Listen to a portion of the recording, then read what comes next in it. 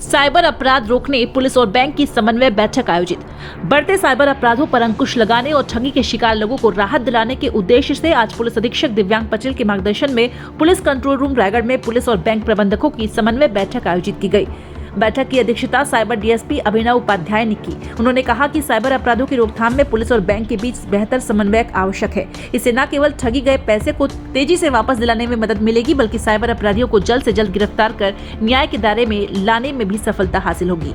श्री उपाध्याय ने बताया कि साइबर अपराधी म्यूल अकाउंट होल्डर्स का उपयोग कर ठगी की रकम को ट्रांसफर करते हैं।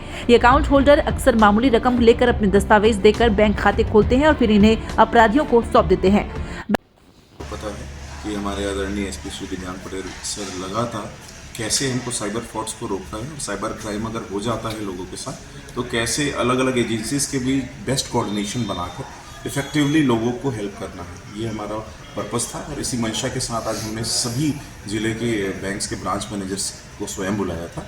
ब्रांच मैनेजर साहिबान के साथ एक डिटेल प्रेजेंटेशन जो हमारे द्वारा बनाया गया था साइबर सेल के द्वारा वो शेयर किया गया। उनको बताया गया कि आज कितनी ज़्यादा आवश्यकता है कि बैंक्स और पुलिस साथ हैंड इन हैंड काम करें, एक साथ काम करें और एक यूनिट के रूप में काम करें, ताकि हमको जितने जल्दी से जल्दी हो सके बैंक जो म्यूल अकाउंट होल्डर्स हैं जिसमें साइबर फ्रॉड मेनली पैसे मंगाते हैं, जो फर्जी अकाउंट होते हैं, उनके बारे में जितनी जानकारी है वो हमें दे सकें, सीसीटीवी फुटेज दे सकें।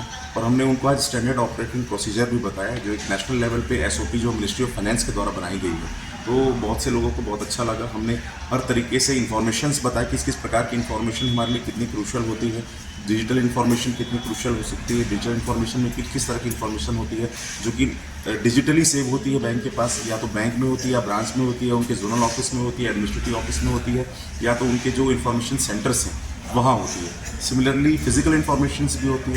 फिजिकल इन्फॉर्मेशन में केवाईसी हो गया, स्टेटमेंट हो गया, ये सारी चीज़ें, लोन एप्लीकेशन हो गया, तो ये सारी चीज़ें बैंक जो है किस प्रकार से हमें हेल्प कर सकता है जितनी जल्दी हमको दे सके। हमने टाइम लिमिट्स के बारे में बताया, तो लीगल टाइम लिमिट है। दूसरा हमने उनको रिक्वेस्ट किया कि जितने जल्दी आप आरोपी के बारे में जो जानकारी हमें दे पाएंगे तो उतनी आसानी होगी, या तो उसके पैसे होल्ड कराकर हम प्रार्थी को वापस दिलाने में, या बैंक को ये भी बताया गया कि अगर आरोपी का पैसा नहीं दिला पाए तो प्रार्थी का पैसा नहीं दिला पाए तो कम से कम आरोपी को पकड़ सके, इतनी जानकारी हमें देगी, ताकि वो जानकारी मिलने पर हम टीम भेजकर उन आरोपियों को पकड़कर अपने प्रार्थियों को पैसे वापस दिला सकें।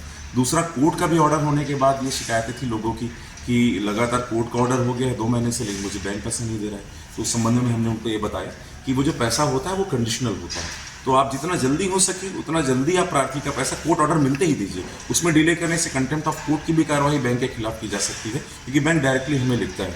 तो ये बात से भी उनको अवगत कराया गया। बड़ा फ्रूटफुल डिस्कशन रहा सभी ब्रांच मैनेजर्स के द्वारा। अच्छी बात तो ये है कि 100% ब्रांच मैनेजर्स रायगढ़ के आज उपस्थित हुए, ये भी अपने आप में बहुत अच्छी बात है और ये दिखाता है कि वो भी कितने सीरियस हैं साइबर क्राइम को लेकर।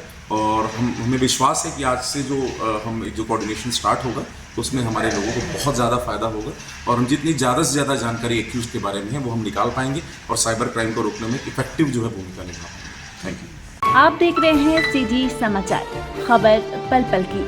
चैनल को लाइक सब्सक्राइब करना ना भूलें।